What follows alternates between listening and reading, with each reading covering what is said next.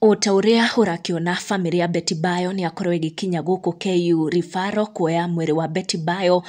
andu magithiaga na mbere na kuingiha kuria Ndumberi Stadium kuria igongona ria mathiko rigukorwo rikihanika. Kanyari onake ni akorirwo akikinya guku KU Rifaro hamwe na Tash na ciana a Kenya aini makorwo magikinya na njira nene muno gukorwo makinyitanira na family ino ya Betty Bayo guku KU Rifaro niguo kuoya mwiri wa Betty uria gukorwo kiredio guku Ndumberi Stadium kuria igongona ria mathiko rigukorwo rigitafanio, na a Kenya no marathie na mbere gwikinya niguo kuririkana muini uyu aria magukorwo entertain kana magukorwo makirehe thauti ya nyimbo cia Betty Bayo, nyimbo irari igweta ta 11th hour. Ona ni tuonete makihaririria timu nene muno ikinyitanira niguo gukorwo make sure ni ahe Betty igongona rigemu ria muisho. Betty agukorwo akihurukio mucii gwake guku Kiambu Road.